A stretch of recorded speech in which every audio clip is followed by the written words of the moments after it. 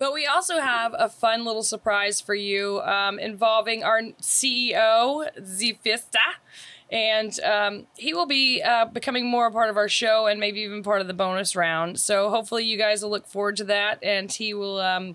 he needs to be a little bit more involved. If he's the CEO of the company, he needs to fucking step his game up a little bit. I mean, we're doing all the fucking hard work, and all he's doing is he just sends the memos out saying we got to get another episode recorded. I know. I'm like, it's you know like The Office, and he's like...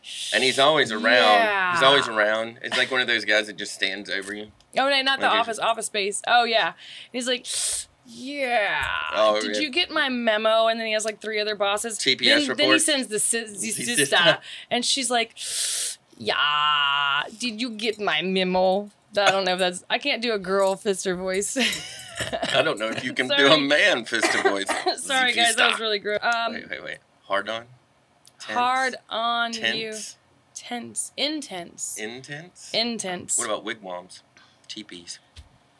Tense? 2 tense? You're fired. All right.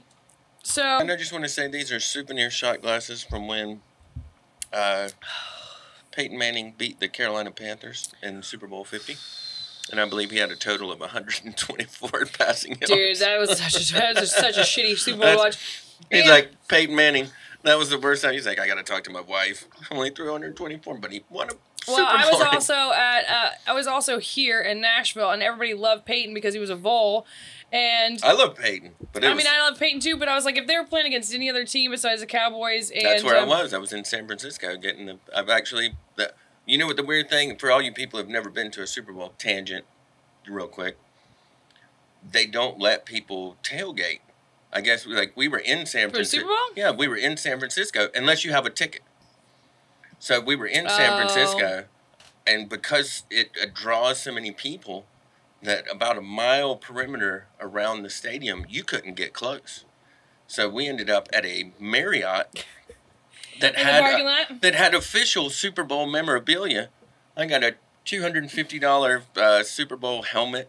There's all sorts of and I was like, really? Like we were so close to a Super Bowl, and then we watched it in a hotel lobby, and it was one of the worst offensive performances of Peyton's career. I lived in Jersey City when I can't remember which Super Bowl it was. I think it was like 2012, and I can't remember who he was even playing, but we could see the fireworks from our deck. So we could see the fireworks of the stadium from our deck, and then we'd watch the TV, and the fireworks were like 30 or 45 seconds. Do you remember behind. Who was in the game? I can't remember.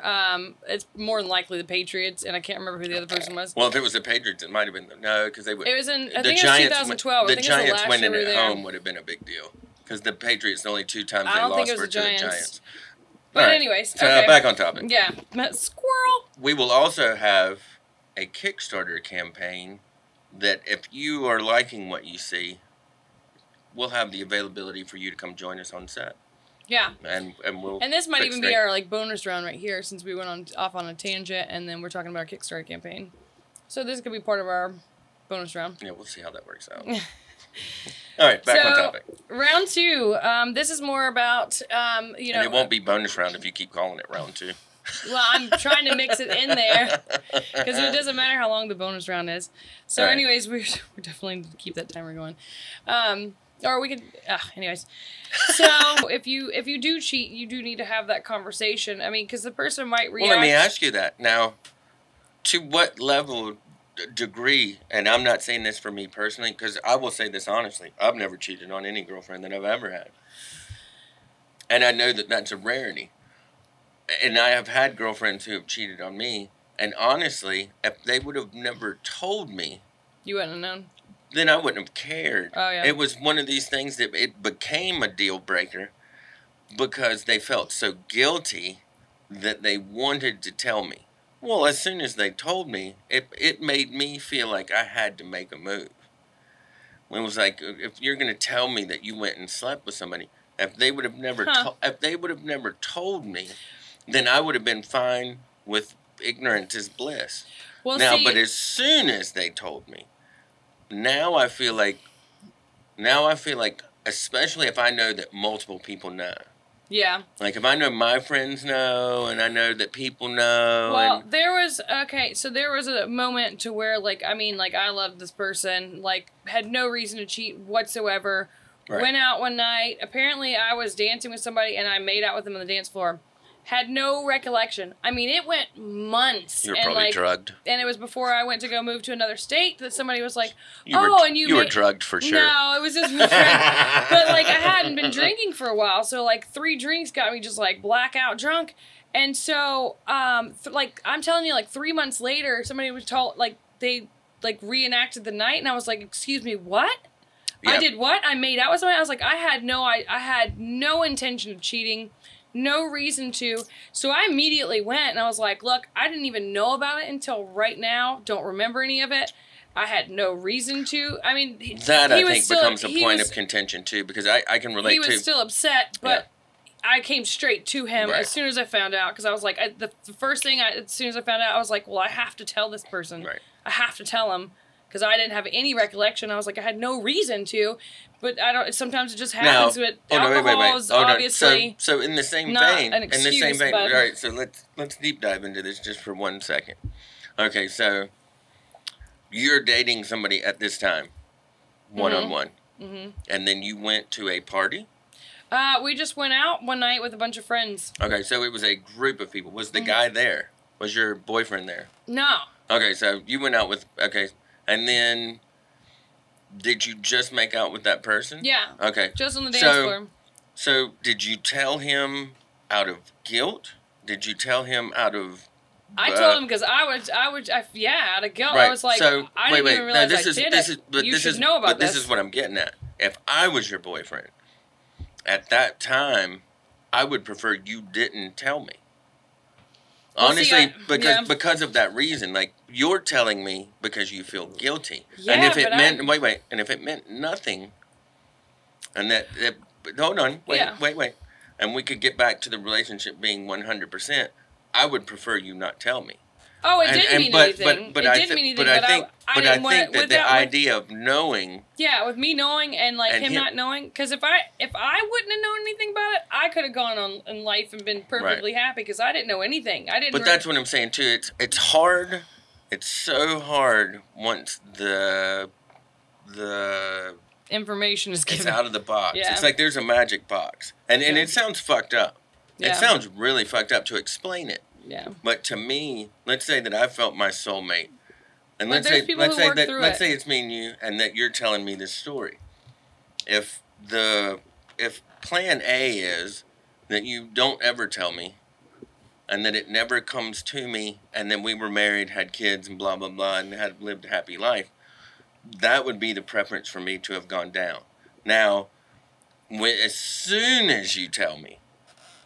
Now, I feel like I have to make a move either to forgive you or to... But you should have that option, in my opinion.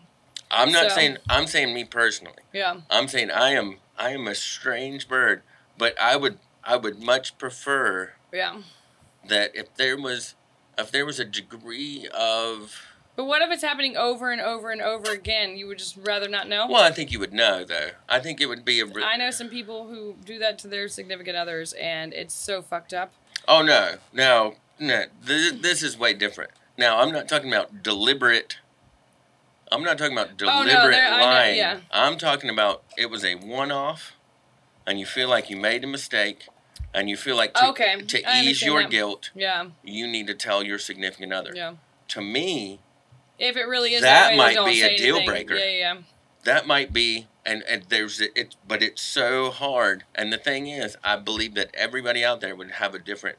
You can talk to 10 different people, and they would tell you 10 different things. But what I'm saying for me, as if I felt like I was in a long-term relationship, that I'd been in a relationship with more than a year, and that you made a mistake, I don't need to know every single mistake that you made.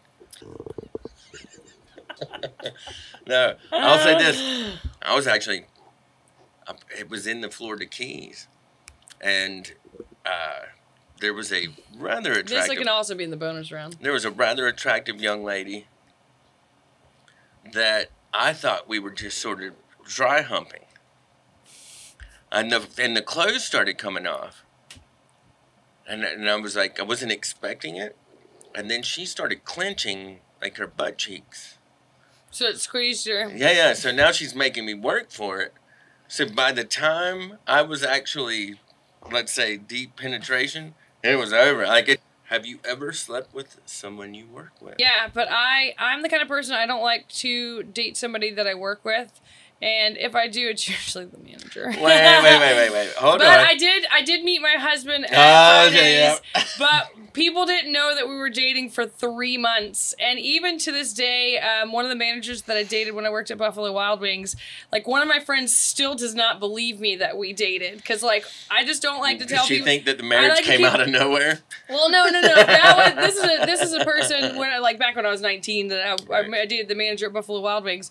And one of my friends, who's like my close friend who knew both of us, was like, no fucking way. You didn't date. I'm like, all right, believe what you want. But, like, I just like to keep it professional. So, right. So even though... Unless you're a manager.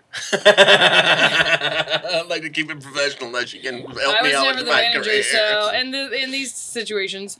But, so whenever you're the actress that would welcome the casting couch. Whenever me and my husband started dating... First off, we were just friends for, 3 months, and then we actually started dating, but I didn't want anybody to know because I just don't like I don't like to date people I work with. When you were just friends? No. So you really were just friends for 3 months. We were really just friends for 3 months. Well, there you go. And then we dated for another month before I even let him have sex with me. And then we got married, so respect with that month, telling you. Yeah, so somebody after 3 months or something, we would play the punching game. We did the third grader shit. I don't know what that is, and I don't like it. Black and blue arms, and we'd hide around corners, knowing the other person's coming, and just come around and just punch each other's arms. And finally, one for any person's of you "Would people y'all that meet fuck me out already?" there, and we're like, hee hee hee hee hee. No punching game for me. Yeah. I mean, we were fucking 23. We were stupid young kids. And then somebody was like, "Would y'all fuck already?" And we're just like, hee hee hee, we have. You don't know.